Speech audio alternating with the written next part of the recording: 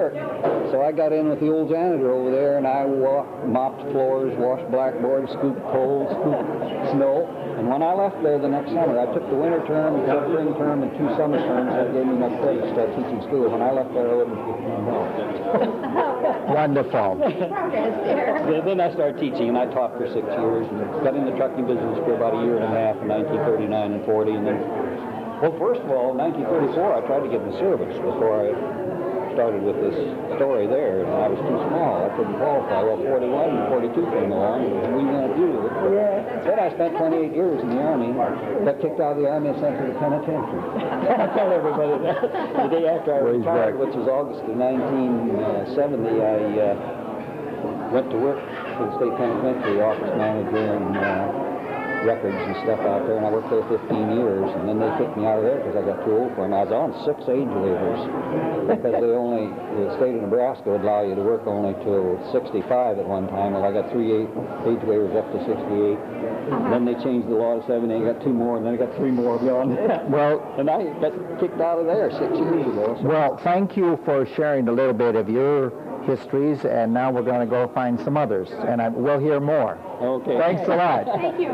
Now, did you sign the family tree? You did last night. Okay. That's the wrong end of the camera. That's the finest view. You have been recorded for posterity. The camera is rolling behind you. I know it. Move out of my way so they can get me. Well, here we are with one of our Jeremiah and Ellen's last grandson, my Uncle Bob Lyons. And then this is my brother Frank Lyons, who's going to do a little interview. And then we're going to meet our cousin Betty Coughlin Balsball and our Aunt Alice. But Frank, maybe you could pry a few little morsels from Bob here for posterity. Of course, I don't know how to conduct an interview. Do you guys? Don't try to steal his thunder. Okay. Well, I've known you for a long time, Unc. Yeah, quite a while. I never thought of you as an uncle, however, I might add. You behave very much as a cousin, as I remember. That is for sure. They're kind of like a brother. And you are a real cousin, eh, Betty? I certainly. And you also behaved as a cousin. I hope so. Well, Bob, maybe you could just give us a memory or two of your father and the history a little bit as you remember it. Well, way back, my father was a great judge of horses, and he dealt in horses and traveled a lot. And he loved good horses, I'll tell you. And he taught us how to break horses to work and to ride both. Horses were his main point. It must have been very difficult for he and also your brother Dennis to have become experts and devoted a lot of their life to that subject, only to find that horses weren't exactly in demand in later years. But they were at times. See, we farmed for many years with horses. Even after I started alone, I farmed with horses. And my dad smoked cigars until he died, when he could afford to buy them. But through the 30s, you know, there wasn't much money there to buy anything with. Well, I clearly remember him because I used to visit you when I was like 12 years old, and he was living with you at the time. Yeah. I remember him as a small, rather dapper-looking man who was always a good grandfather, very polite to me. And then I read Bill McDonald's history lately, only to learn, I believe he was a rather fiery man as a younger man. But his fire seemed to have been banked by the time I remember him. So they got him to come out from Red Oak Highway to help operate this big farm they had. And they had a lot of hired men. And he was designated the boss. And he died the boss. Everybody in our country went as the boss. So you and all of your siblings called him the boss. Yeah. Right. That was his name. But am I right that he was a fiery, hard-driving man as a young man, or am I wrong? I got that impression from Bill McDonald's book. Maybe with hard help and stuff, but as I knew him, he never was. Never put himself on. The day I got married, he gave me $3.25, and that's all the money he had, and it's all I had to start with. That's where I came from. I never forgot that. And Betty, you being a Coughlin. There was some reference in the book, the First Dakotans, about the horse buying, and and I recall my father was John Coughlin, Who was and Bob's first cousin. he's Bob's first cousin, and I can recall John telling about taking these horses to Boston to sell. That's right. And there was some reference in that history that Tom Lyons wrote about his father Richard, about the horse dealing. So of course horses were a very big item. Now I remember your father, and maybe, you know, as a child, how do you don't remember accurately, but as I remember him, he was pretty fiery, wasn't he? Oh, he was, his nickname was the Bant. He was little. And he had there were 7 brothers in the family, and the rest of them were pretty good-sized men. And my dad and his father before him were small men. So that was his nickname, was the Bant. Tell me, all of your aunts and uncles had colorful nicknames. Yes, they did. Hooley, but you know them all. Tell me. Well, let's see. Their real names and their nicknames. My dad was John. They called him the Bant. Joe was Hooley. Margaret was Boggs. We always called her Aunt Bogg. Uncle Cart, whose name was Carthage, he was named after Carthage, South Dakota. His name was both Balo and Shep. Where did those come from? I don't know. And Uncle Tom was Brick, and that was because he had red hair. And the youngest was Catherine. They called her Babe because she was the baby of the family. They did have unusual names, yeah.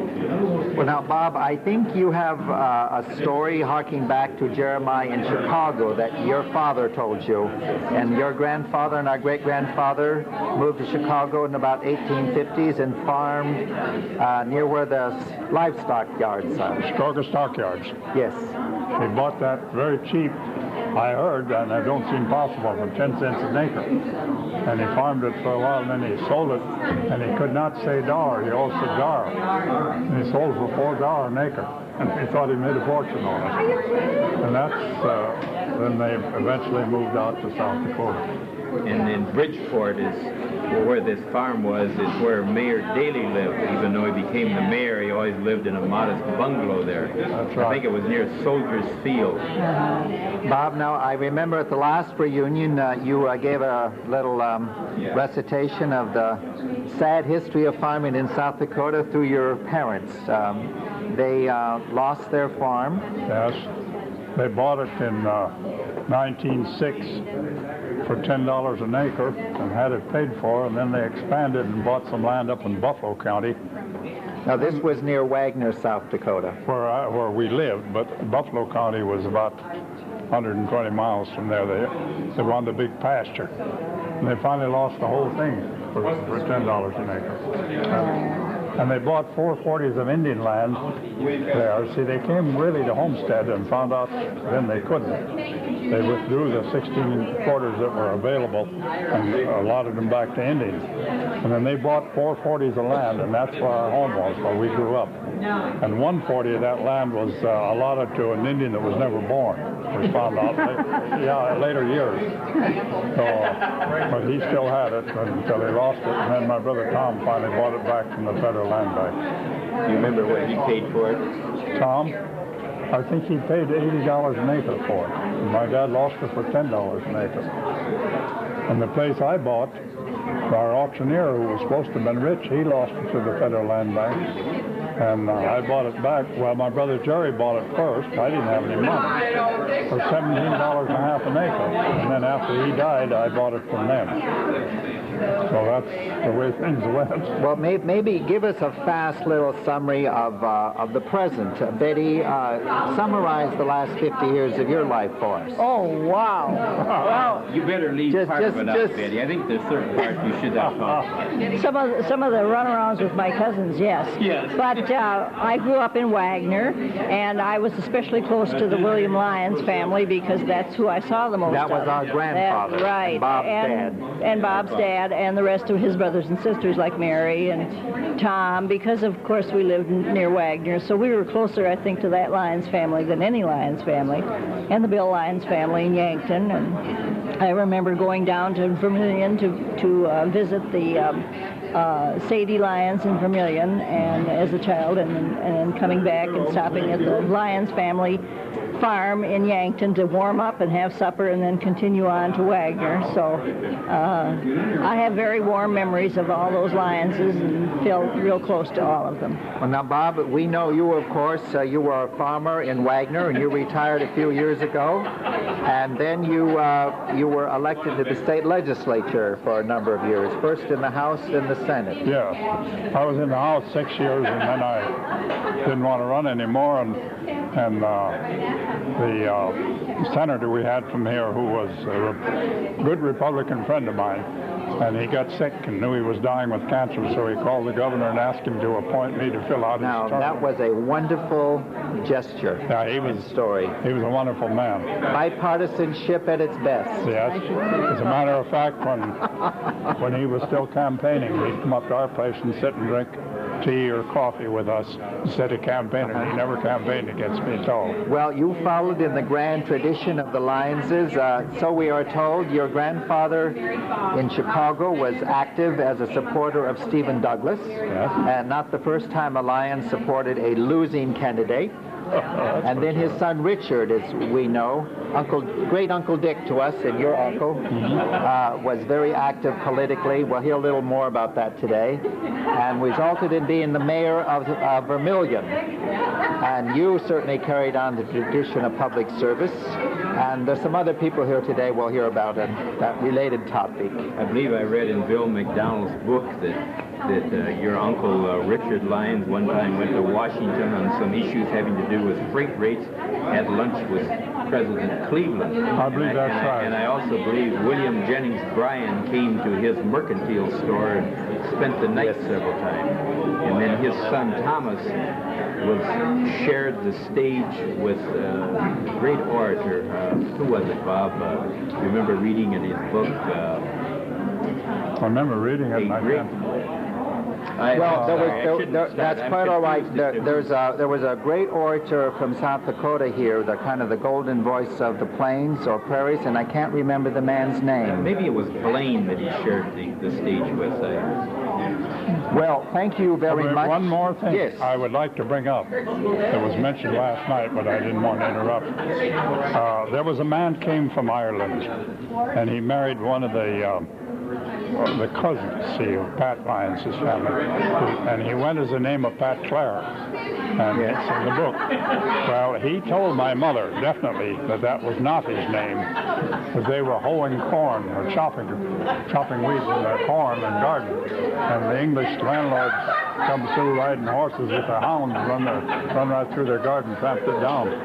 He jumped up on a stone fence and gave him a whack alongside the head with his chopper, and he chopped his head off. Oh, so he had to skip out, and he stowed away on a ship and came over, and he had to change his name. That's why he told her. Now, Mother told me this, and she had no reason to lie to me, but that was not his regular name. So we always knew him as Pat Clare, and he married this other branch of the family, the Pat Lyons family. And Mrs. Delaney that used to live there was another one of them. They were brother-in-law and sister-in-law. Thank you. That was all. Well, now, Frank, let's flip roles a little bit, and you are the interviewee now.